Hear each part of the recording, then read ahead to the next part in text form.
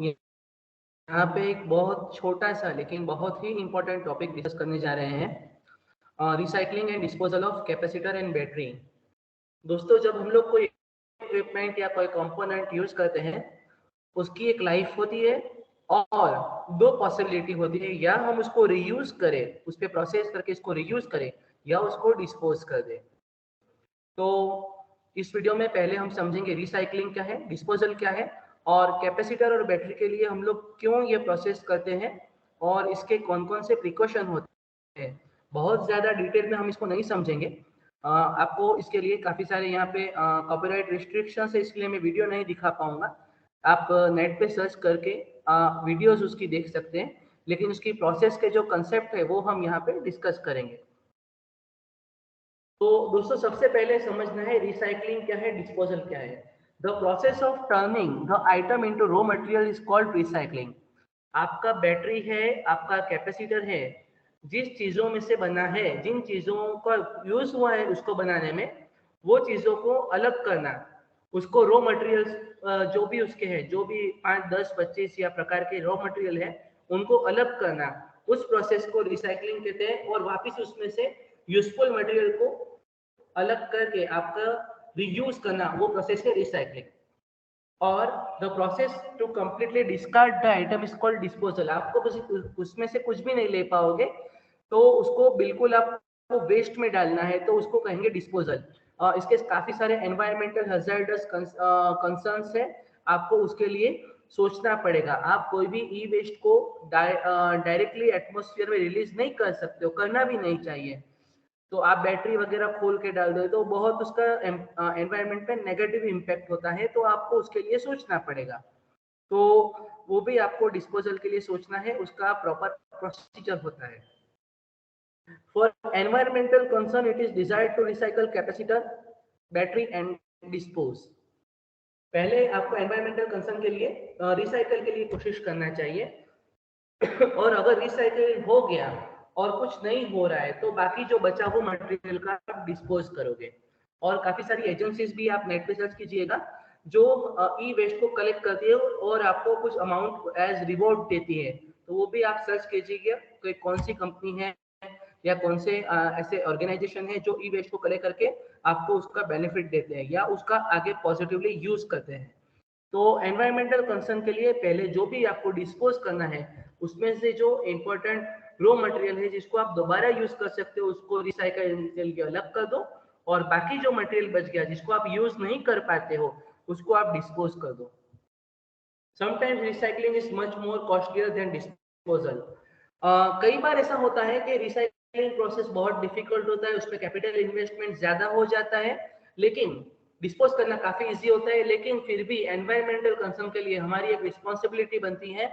एक common man या हम प्रकृति से इतना सारा ये चीज बेनिफिट लेते हैं, तो उसको रिटर्न देने के लिए आपको रिसाइकलिंग के लिए इन्वेस्टमेंट करना पड़ता है, और वो काफी सारी इंडस्ट्री वो करते भी है। तो कई बार रिसाइकलिंग प्रोसेस कॉस्टली हो जाता है, लेकिन हम लोग को करना चाहिए और उससे प्रकृति को कुछ पेबैक देना चाहिए। रिसाइकलिंग और डिस्पोजल ऑफ कैपेसिटर दोनों समझते हैं। कैपेसिटर कंटेन्स, अब कैपेसिटर आप कोई सा भी ले लो, उसमें मेटल आ जाएगा और अंदर डाइलेक्ट्रिक मटेरियल है तो वो आ जाएगा, फिल्म आ जाएगा। लेकिन बेसिकली हम उसको रिसाइकल करते हैं उसमें से मेटल एक्सट्रैक्ट करने के लिए। Capacitor is submitted to the collection centre for recycling. काफी सारे ऑर्गेनाइजेशन आप अगर लोकल में सर्च कर लो तो वो कलेक्ट करेंगे, या आप वेस्ट में दे दो तो वहां से वो लोग कलेक्ट करके वो ले जाएंगे और उसमें से कैपेसिटर एक्सट्रैक्ट कर लेंगे। तो वो कलेक्शन सेंटर पे आपको देना है, क्योंकि आप खुद से तो प्लांट डालने वाले हो नहीं।